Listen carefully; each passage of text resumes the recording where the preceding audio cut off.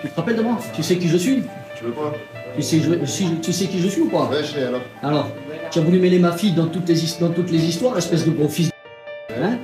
Je vais te faire la misère ici, et après quand tu vas rentrer en France, je vais te faire la misère ici. T'as compris? Ex-livreur de pizza à Nice, il part en Chine à 19 ans avec 5 000 € en poche. 10 ans plus tard, il est millionnaire en Thaïlande avec une Lamborghini à 600 000 € et 3 maisons. Il faisait tellement d'argent que Rolex, Audemars Piguet et Hermès se sont unis pour le faire tomber. Voilà son histoire. Julien V, né à Nice en 1994 et grandit en région parisienne avec une mère célibataire. Rien ne le destine au succès, mais très tôt il comprend une chose. Les gens veulent du luxe, pas forcément du vrai, juste l'apparence. En 2015, il quitte la France seul, direction le sud de la Chine. Il visite les usines de Canton, entre dans les fabriques, les usines, assimile les techniques de production. Il commence à vendre des copies quasi indétectables via un canal Telegram appelé La Genèverie et fait sa publicité sur Snapchat, notamment via le compte de salade niçoise. Il fournit à ses clients de fausses cartes d'authenticité et de fausses boîtes. Prix de vente 500 € pièce. Mais il va encore plus loin. Il récupère de vrais Rolex, probablement volés, et duplique leur numéro de série. C'est ce qu'on appelle dans le milieu des doublettes. Entre 1000 et 1500 € de marge par montre, parfois bien plus. Par exemple, lorsqu'il a vendu une Patek Philippe Nautilus 5711 à 60 000 €,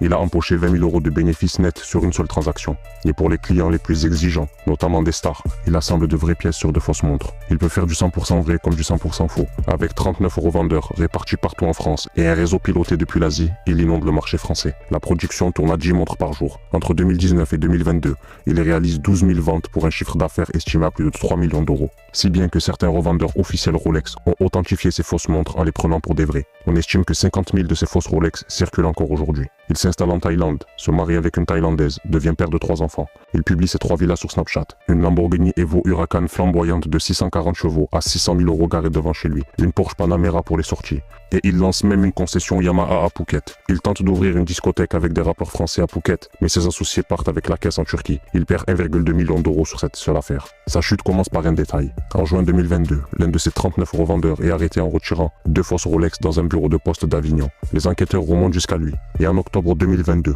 il roue de coups un Thaïlandais à Koh Samui qui avait voulu photographier sa Porsche Panamera. L'homme sombre dans le coma. Les policiers français débarquent en Thaïlande et profitent de sa garde à vue pour cette bagarre afin de l'interroger sur ses activités de contrefaçon. Pendant sa détention en Thaïlande, Michel Vicini, expert Rolex corse que Julien avait insulté en France sur Facebook, débarque dans sa prison pour le filmer en cellule. Julien lui avait piraté son compte Instagram et insulté sa femme décédée et sa fille mineure pour le faire taire quand il enquêtait sur ses arnaques. Vicini a fait tout le voyage juste pour le voir derrière les barreaux et le menacer de représailles. À ce moment, Julien comprend alors que dans une prison thaïlandaise où l'argent règle tout, n'importe qui peut payer pour l'éliminer. Alors il demande lui-même son extradition. La France refuse de payer son transfert. Il financera son propre retour de sa poche. Au tribunal, il se défend seul face à une armée d'avocats des plus grandes maisons horlogères du monde. Rolex, Audemars Piguet, Richard Mille, Hermès.